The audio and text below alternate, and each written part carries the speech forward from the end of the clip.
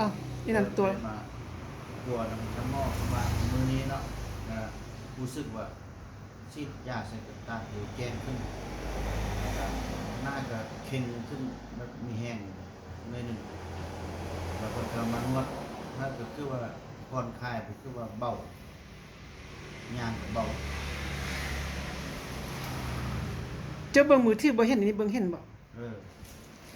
เอามีเบิ่งมือถือสิคือว่าแจ้งขึ้นกว่าเก่าเบิ่งมือถือสิแต่เก่าเบิ่งสิเป็นมัวๆมันนี่คือว่าเป็นตาใส่คือมัวตอนนั้นมันเลยตัวแจ้งขึ้นหุงขึ้นสิซะแล้วข้าเจ้าบ่นี่เจ็บนี่บ่เจ็บบ่ติมันวันนี้บ่ต้องเจ็บวันอื่นรู้สึกว่าเบาบ่เจ็บแล้วเจ็บ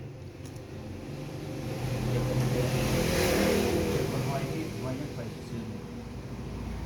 อ้าวเอื้อนหลังบ่นึงเนาะว่าเป็นซ่าขึ้นน่ะมันนุ่มมากันมาซีดอย่างให้ก็รู้สึกว่าหน้าตากับเข่งแล้วก็ได้ว่าตานี่ก็คือว่าเจียงนิดนึงตะกี้นั้นมันเบิ่งแบบมันเป็นหัวนี่แล้วมาวันนี้ก็คือว่ามันตัวหนังสือคือว่าเจียงผิวดีขึ้นบ่ก็รู้สึกดีขึ้นอยู่ ทำไมตัวบ่นี่ยังบ่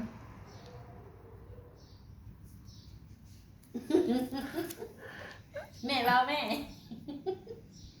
บ่ยังบ่ได้นี่ก็คือว่าแจ้งก็แล้วอันเป็นปืนพุ่นนี่มันยังได้ว่าอะไรคือได้ดีแจ้งคือหมู่หมดเลยแล้วอะไรพอเราคนนิ่มๆเนี่ยมันตกอาเจ้าว่าแทนมันว่าเข็นแม่มีหยังต่างเลยแม่เจ้าคือแบบแล้วก็บนรถก็แบบคล้ายๆเป็นนั่นนึงสิซะแต่ว่าเราพูดเราบ่ฮู้ว่าจุดได้เจ็บแต่แท้ก็รู้สึกว่าไข้ก็เบาไปเลยย่างก็แบบมันแอวก็บ่ทรงย่างก็ซื้อตะกี้รถยางมัน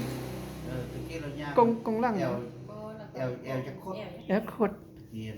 แล้วยางเซไปเซมาย่างแบบเป็นแรกนั่นนึงนะเดี๋ยวนี้มันยางเดี๋ยวนี้ย่างก็ปกติเลยนะของแอวแล้วย่างเราก็ซื้อเบิ่งตามนั่งเบิ่ง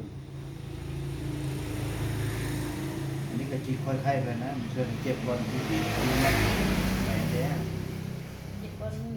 บบนมือบีบธรรมดาบนมือบีบมันต้องเจ็บระยะมือส่องมือกายนั้นไปกับใครไปแล้วเจ้าวันหน้าตาจะดีขึ้นบ่หน้าตาคือว่าสดใสขึ้นหน่อยนึงของเจ้าได้ก็คือกันหรือว่าสดใสขึ้นมาหน่อยนึงปากแข็งแห้งมีหยังสิบ่อีกบ่